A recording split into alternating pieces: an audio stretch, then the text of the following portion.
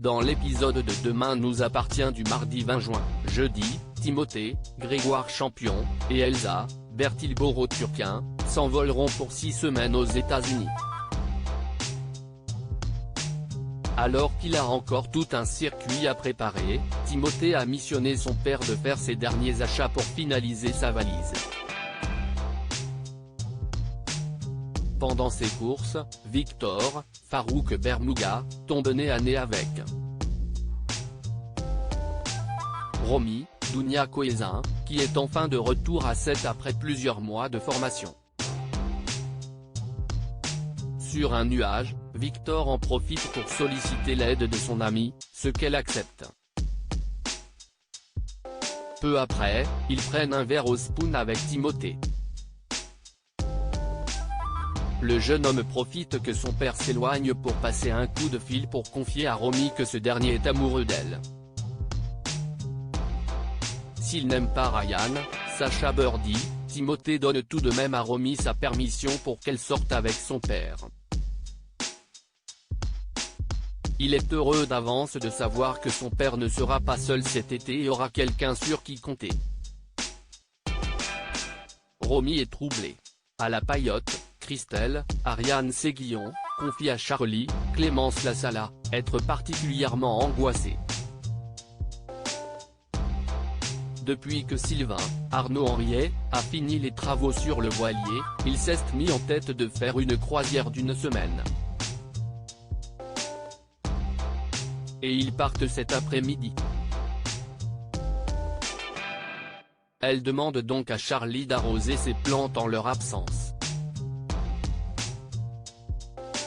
Et pour rendre ce service plus attrayant, elle lui propose ainsi qu'à François, Emmanuel Moir, de s'installer chez eux durant la semaine et donc profiter du jardin et de la piscine. Sauf qu'au même moment, Sylvain fait la même proposition à Alexandre Brasseur. Avant de partir, Sylvain découvre que sa femme a demandé à Charlie d'arroser les plantes. Il lui rappelle qu'il avait dit qu'il gérerait ce problème et lui reproche donc de s'en être mêlé. Pour régler la situation, il joue à pierre-feuille-ciseaux. Sylvain l'emporte, Christelle doit prévenir Charlie du changement de plan. Petit hic, elle n'a pas réussi à la joindre et lui a laissé un message vocal. Que n'a pas écouté la jeune femme.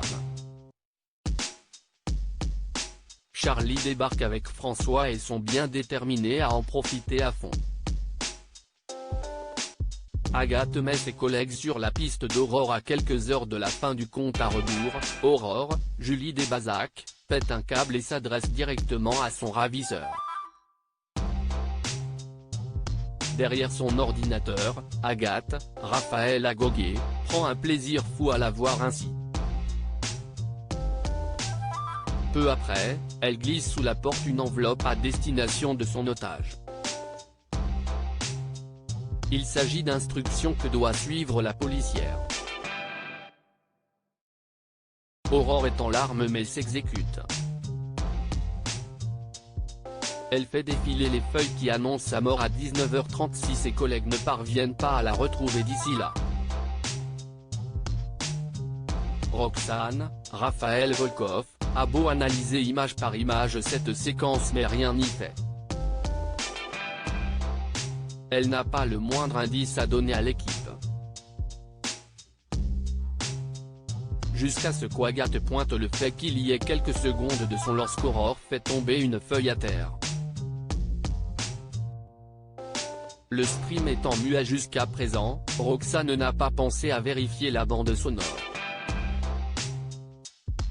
En isolant le son, elle parvient à déterminer qu'Aurore est détenue près d'un chantier. Ce qui leur permet de resserrer le périmètre. Un seul chantier en cours correspond, d'autant qu'une maison à proximité est inhabitée. Karim, Sami Garbi, estime que cela peut encore être un piège du ravisseur mais ils n'ont pas le temps de tergiverser.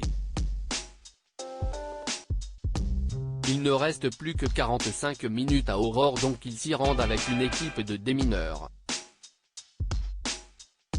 Mais cette fois, ce n'était pas un traquenard. Agathe a bel et bien mené son équipe vers Aurore, qu'elle a libérée en compagnie de Karim.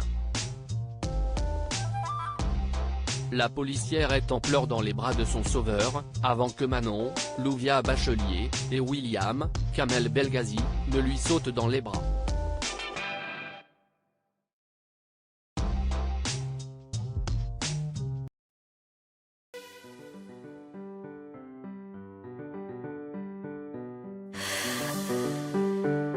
The man I love just had